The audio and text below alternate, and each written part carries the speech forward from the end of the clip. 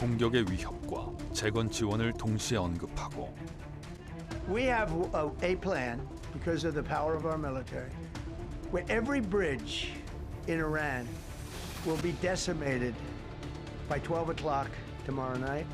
We don't want that to happen. We may even get involved with helping them rebuild their nation. 대화의 손길을 내미는 듯하면서 압도적인 군사력을 과시합니다. What I think is that we're going to end up with a great deal. I think they have no choice. We've taken out their Navy, we've taken out their Air Force, we've taken out their leaders, frankly, which does complicate things in one way, but these leaders are much more rational. 결과를 예측하기 힘든 트럼프 대통령의 협상법. 굉장히 강경한 메시지를 던져놨다가 또 약간 유화적인 전술로 선회하면서 상대방한테 여지를 주는, 그래가지고 상대방을 좀 혼란시키고 당혹시키는 이런 형태에서 그대로 반영되어 있다고 볼 수가 있겠죠. 압박과 회유가 반복되는 사이 대치 국면의 갈등은 도리어 깊어졌습니다. دلیل این وضعیت این هست که ما با پیام‌های متناقض، رفتارهای ضد و نقیض و اقدامات غیرقابل 문제는 이러한 방식이 이란에만 향하지 않았다는 점입니다. Let South Korea, who is not helpful to this movement, let South Korea, we only have 45,000 soldiers in harm's way over there right next to a nuclear plant. 종잡을 수 없는 불확실성 속에서 우리가 마주해야 할 현실과 해법은 무엇일지 팩트 추적에서 하나씩 짚어봅니다. 오늘의 팩트체커 김자양 PD와 함께합니다. 김 PD, 지난해 트럼프 대통령이 백악관에 재입성한 뒤에 전 세계가 트럼프 말 한마디에 촉각을 곤두세우고 있는데요. 특히 이번 이란 전쟁에서는 아주 강경하고 직설적인 발언들이 잇따르고 있지요. 네, 트럼프 대통령의 발언을 들어보면 우선 굉장히 쉽고 명쾌하다는 느낌을 받습니다. 그만큼 대중적인 호소력은 클 수 있지만 외교 무대에서는 이런 직설적인 화법이 상대를 자극하는 변수로 작용하기도 하는데요. 특히 이번 이란 사태에서 트럼프 대통령은 압박과 협상을 오가는 메시지를 내놨는데 그 발언을 정리해봤습니다. 지난 4월 1일 트럼프 대통령은 이란과의 전쟁 이후 첫 대국민 연설에서 이란을 향해 강경한 표현을 쏟아냈습니다. We're going to hit them extremely hard over the next 2 to 3 weeks. We're going to bring them back to the Stone Ages where they belong. 이란이 호르무즈 해협 봉쇄를 풀지 않자 한 문명 전체가 사라져 다시는 되돌릴 수 없을 것이란 경고로 SNS에 최후 통첩에 가까운 게시물을 올리기도 했습니다. 전문가들은 이런 발언을 협상 초반부터 상대에게 극도의 공포심을 심어 판을 유리하게 끌고 가려는 전략으로 봤습니다. 공포를 심어주는 거죠. 문명을 말살했다는 얘기잖아요. 석기 시대로 돌아간다는 거는 그걸 미국은 할 수 있는 군사력을 갖고 있다 이렇게 주장을 하는 거고, 그렇기 때문에 이거는 외교적으로 봤을 때 용납되기가 어려운 그런 단어 선택인 거죠. 이란을 향해 공세를 펼치던 트럼프 대통령. 하지만 돌연 2주간의 휴전을 선언하고 이란을 달래기 시작합니다. 자신의 SNS에 수많은 긍정적인 조치가 취해질 것이다. 큰 돈을 벌 것이다. 이라는 재건 과정을 시작할 수 있다고 적은 것입니다. 상대의 불안이 커진 순간 강한 안도감을 주며 협상안을 받아들이게 만드는 방법이라는 분석입니다. 뭐 경제력이라든가 군사력 이걸 이용을 해서 최대 목표를 제시를 하고 이게 만약에 받아들여지지 않을 경우에는 극한 상황으로 갈 수도 있다는 이른바 이게 벼랑 끝 전술을 사용을 합니다. 협상 과정에서는 예상하기 어려운 전개와 전술은 계속됐습니다. 이란이 제출한 14개 항 평화안을 공식 거부하고 해방 작전을 예고하더니 Very well with regard to Iran. Again, they want to make a deal. They're decimated. They're having a hard time figuring out who their leader is. 불과 몇 시간 만에 다시 협상 가능성을 언급합니다. And I think it's working out very well. We're going to see. I can say this. Iran wants to make a deal. 하지만 얼마 지나지 않아 위협은 다시 이어졌습니다. If there's no ceasefire, you're not going to have to know. You're just going to have to look at one big glow coming out of Iran. 전문가들은 예측 불가능성을 무기로 협상 주도권을 잡고 SNS로 국내외 여론의 추이를 살피는 전략으로 해석합니다. 이걸 또 여론에 띄워보는 거죠. 근데 대표적인 게 호르무즈 해협 문제예요. 초반에는 통행료 미국도 받을 수 있다고 얘기했잖아요. 근데 언론에 딱 띄워보니까 이거 굉장히 비난을 받거든요. 그러니까 자유항행 문제로 돌아가고. 트럼프 대통령의 종잡을 수 없는 발언들이 전쟁 내내 이어지고 있는데요. 그래서인지 트럼프 대통령의 협상 전략을 담은 책이 요즘 다시 관심을 받더라고요. 네, 트럼프 대통령이 사업가였던 1987년 출간된 바로 이 거래의 기술이라는 책입니다. 이 책에는 모두 11가지 협상 원칙이 담겨 있는데요. 크게 생각하라, 언론을 이용하라, 지렛대를 활용하라와 같은 내용입니다. 초강대국인 미국의 대통령이 된 트럼프가 외교 무대에서 보여주는 모습과도 맞닿아 있는 대목들이 적지 않습니다. 네, 트럼프 대통령에 대해서 뛰어난 협상가다 이런 평가도 있지만 또 한편에서는 이런 협상 방법에 대해서 좀 부정적인 평가들도 있잖아요. 네, 대표적인 표현이 타코입니다. 멕시코 음식 타코와 발음이 같은데요. 영어로는 트럼프 always chickens out, 즉 트럼프는 항상 겁먹고 물러선다라는 뜻입니다. 고율 관세를 매기겠다고 위협했다가 협상 막판에 물러나는 모습을 두고 나온 일종의 조롱입니다. 심지어 최근 이란 사태와 관련해서는 나초라는 표현도 등장했습니다. 나로 찬스 호르무즈 오픈스, 즉 호르무즈가 열릴 가능성은 없다라는 뜻인데요. 트럼프식 압박 외교가 실제 성과로 이어질 수 있느냐에 대한 회의적인 시각이 담겨 있습니다.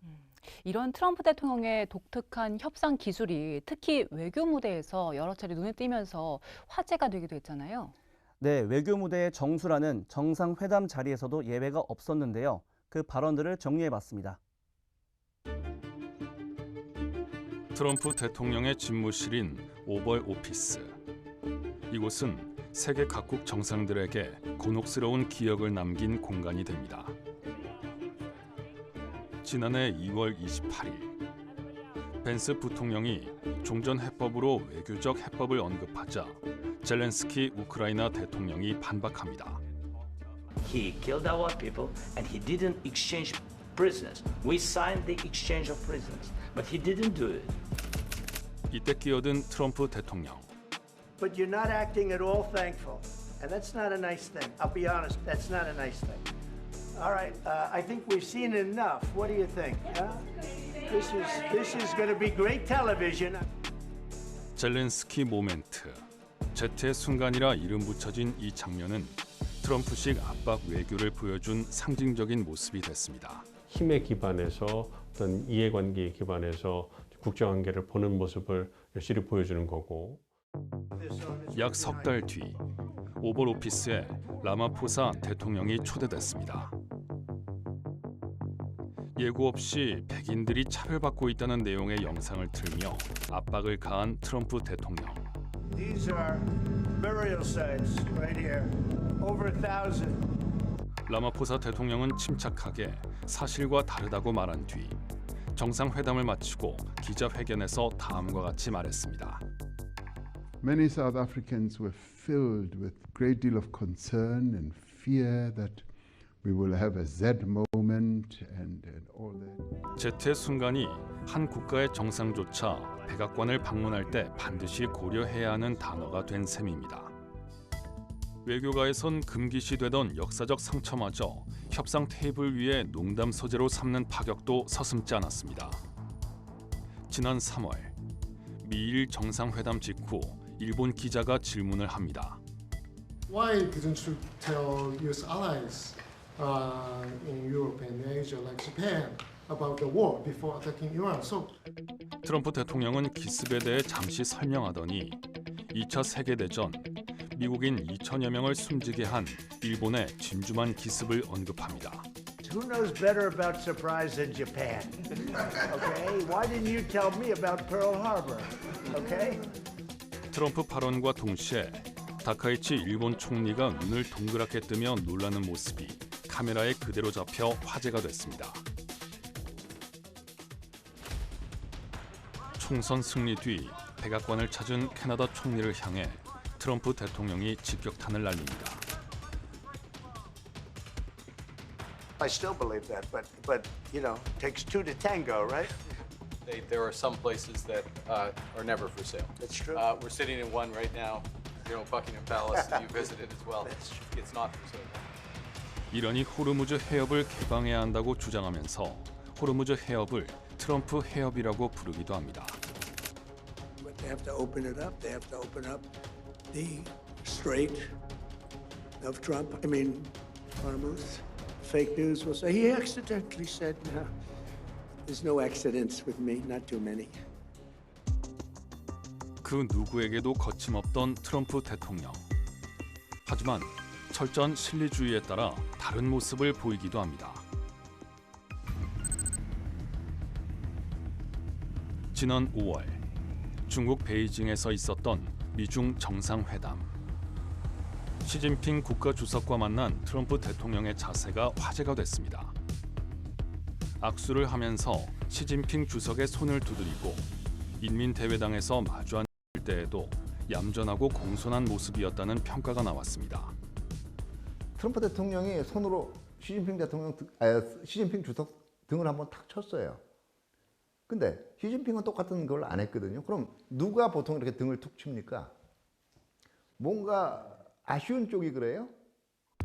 이러한 문제와 국내 정치적 목적을 위해 중국의 협력이 절박한 상황에서 나온 철저히 계산된 행동이 나타났다는 겁니다.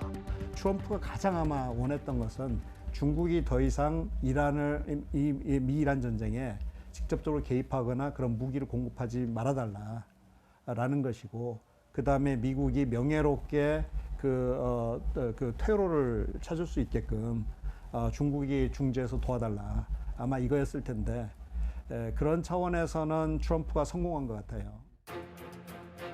철저하게 거래의 셈법을 보여준 트럼프 대통령. 명분보다 힘, 우정보다 손익이 앞서는 외교의 민낯이 드러난 순간이었습니다. 그러니까 이번 미중 정상회담에서 트럼프 대통령이 시진핑 주석을 만나서 보여줬던 굉장히 좀 고분고분함. 그러니까 제가 봐도 우리 트럼프 대통령이 달라졌어요, 뭐 이런 생각이 들 정도로 굉장히 진중하고 신중한 모습 보여주고 배려하는 모습을 보여줬단 말이에요. 네, 그런데 이렇게 압박과 칭찬, 또 모욕과 화해를 오가는 트럼프 대통령의 이런 모습이 집권 1기 때와는 차이가 좀 있다고요? 네, 백악관의 의사결정 구조가 변했다는 평가입니다. 1기 때는 이른바 딥스테이트라고 불리는 전문 관료들의 개입으로 정책의 수립과 집행에 신중히 기해졌다면, 2기부터는 트럼프가 두 번째 대통령을 하다 보니 그의 의중을 보다 정확히 반영하는 사람들로 관료들의 자리가 채워졌습니다. 이에 따라 여러 부처들의 협의보다는 트럼프 중심의 소수 정예팀이 모든 결정을 내리는 구조로 바뀌었다는 분석입니다. 그렇다면 트럼프 대통령의 이런 협상 기술이요, 현재 진행되고 있는 이란 전쟁에서 효과를 좀 보고 있습니까? 이란이 미국의 예상과는 달리 저항이 거세고 호락호락한 모습을 보이지 않고 있는데요.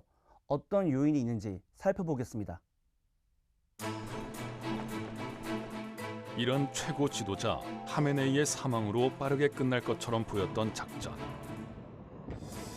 트럼프 대통령 역시 특유의 자신감을 내비치며 단기전을 예고했습니다. Took a little excursion because we felt we had to do that to get rid of some evil, and I think you'll see it's going to be a short-term excursion. 하지만 상황은 예상처럼 흘러가지 않았습니다. 상대를 강하게 몰아붙여 양보를 받아내던 트럼프식 협상법이 체제 생존과 국가적 자존심이 걸린 문제에선 오히려 역효과를 냈다는 겁니다. 그러니까 결국은 내가 계속 집권을 하지 못할 바에는 국가 자체가 무너지든 안 무너지든 그거는 상대하지 않는다. 그러면 나 아니고 다른 사람이 집권할 때는 어차피 망가져도 상관이 없다라는 거예요. 그러면 당연히 극한적인 방법을 위협할 수밖에 없고요. 실제로 이란은 미국이 제시한 시한부 압박에도 쉽게 움직이지 않았습니다. عرض کردم خدمت دوستان. ببین موضوع کماکان در دست بررسی است. آیا مهلتی که اونا دادن برای ما اصلا ما کار خودمون انجام میدیم. ببین ما کار خودمون انجام میدیم. ما خیلی به مهلت و ضرب اللجاج اینا کار نداریم. 미국 언론은 이를 두고 트럼프식 거래 기술이 이란의 인내 외교와 충돌하고 있다고 짚었습니다. 이란의 이런 외교 방식은 흔히 양탄자 전략으로 불립니다. 실제로 지난 2015년 오바마 행정부가 이란과 핵 합의를 이끌어냈을 때 협상 기간은 20개월이 소요됐습니다. 첫 가격은 협상의 시작이고 인내가 가격을 결정한다는 전략으로 상대를 지치게 만드는 방식입니다. You know, it is plausible that some imperceptible tipping point could be reached and something cracks within the Iranian sort of leadership cadres or within the Revolutionary Guard or wherever. Iran looks pretty resilient at the moment. 이란이 버틸 수 있는 또 다른 배경에는 오랜 세월 외세와 맞서며 다져온 역사적 정체성도 있습니다. 중동의 강자입니다. 인구만 해도 9,300만이고요. 그 국토 면적 한국의 16.5배, 프랑스의 3배예요. 어마어마한 나라죠. 그리고 그 엄청난 과거에 그 계속되는 외세와 싸워왔던 역사 아닙니까? 이란은 그런 외세 압박에 의해서 굴복한다는 것은 상상할 수 없습니다. 파병 요청에 선뜻 응하지 않았던 동맹국들과 벼랑 끝에서도 물러서지 않은 이란까지 트럼프 대통령의 거래 공식이 시험대에 오른 이유입니다. 근데 벼랑 끝으로 내가 떨어져도 상관없다라고 생각하는 상대를 만나게 되면 이거는 굉장히 곤혹스러울 수밖에 없는 거죠. 네, 지금까지 트럼프 대통령이 국제사회에서 보여준 모습을 중심으로 쭉 살펴봤는데요. 우리에게도 분명히 시사점이 있을 것 같아요. 네, 1차 집권 당시를 보면 북미 정상회담이라는 중대한 이벤트가 있었고 그 과정에서 김정은 위원장과 의견을 직접 교환하며 일을 진행하는 톱다운 방식을 옆에서 지켜볼 수 있었죠. 또 방위비 분담금도 협상을 통해 크게 인상됐던 기억이 있습니다. 본질적으로 트럼프 대통령의 협상 기술이 바뀌었다고 볼 수는 없는데요. 그렇다면 우리가 어떤 대비를 해야 할지 전문가들로부터 이야기를 들어봤습니다. 이재명 대통령은 지난해 8월 취임 뒤 첫 한미 정상회담을 위해 워싱턴을 찾았습니다. 회담 3시간 전 갑자기 트럼프 대통령 SNS에 글이 하나 올라왔습니다. 한국에서 숙청 또는 혁명이 일어난 것으로 보인다며 그런 곳에서 사업을 할 수는 없다는 내용이었습니다. 그러면서 곧 한국의 새로운 대통령을 만난다고 덧붙였습니다. 이후 정상회담을 위해 이재명 대통령이 백악관을 찾자 트럼프 대통령은 SNS 내용과는 전혀 다른 모습을 보였습니다.